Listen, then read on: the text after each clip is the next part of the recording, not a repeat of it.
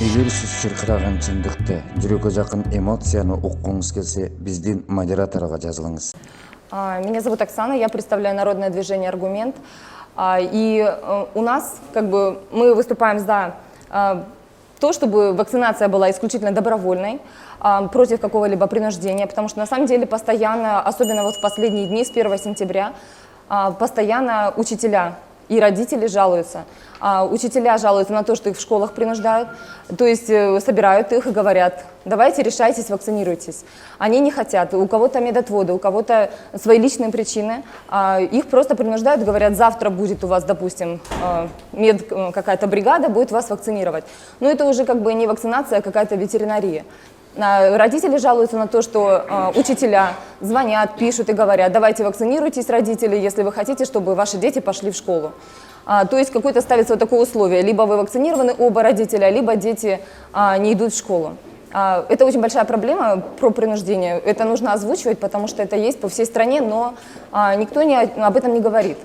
Дальше у нас такая проблема в стране, что все вакцины, они клинические испытания до сих пор проходят.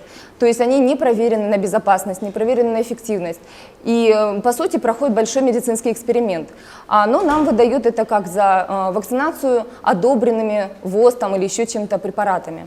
По сути, это неправильно. И мы требуем, чтобы наша страна, наше государство начало тогда применять, либо просто позволить людям выбирать и исключить любое принуждение, потому что действительно кто-то верит в эти вакцины, для кого-то это просто считают спасением, но огромное количество людей, большинство все-таки жителей нашей страны, они не верят в это, они боятся вакцинации.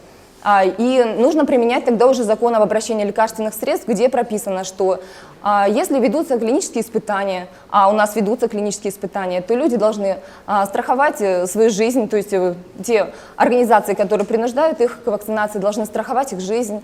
Нельзя в клинических испытаниях, чтобы участвовали беременные, несовершеннолетние или военные, а у нас все участвуют. То есть вообще, можно сказать, основа общества, педагоги, врачи, военные, правоохранительные органы, они все задействованы и всех принуждают. То есть мы требуем, чтобы все рассматривалось тогда уже как клинический эксперимент. И еще очень важно, что побочки. Люди жалуются о том, что соседи, родственники, еще кто-то пострадали от побочек. Кто-то буквально через несколько дней погибает или заболевает даже не коронавирусом, а какими-то другими заболеваниями. То есть ухудшаются хронические заболевания, обостряются. Но люди явно чувствуют связь с прививкой. То есть они это сделали, они были здоровы, бегали, прыгали, а потом оказывается, что они оказываются инвалидами практически, либо умирают.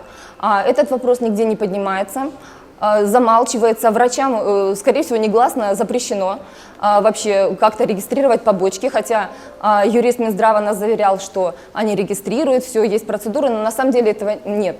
И мы просим, что побочки должны регистрироваться. И не так, что просто, мы пришли и попросили, а зарегистрировать они нам согласились. Любое ухудшение состояния здоровья человека после вакцинации должно рассматриваться как результат прививки. И уже отсюда нужно искать доказательства, что это не так.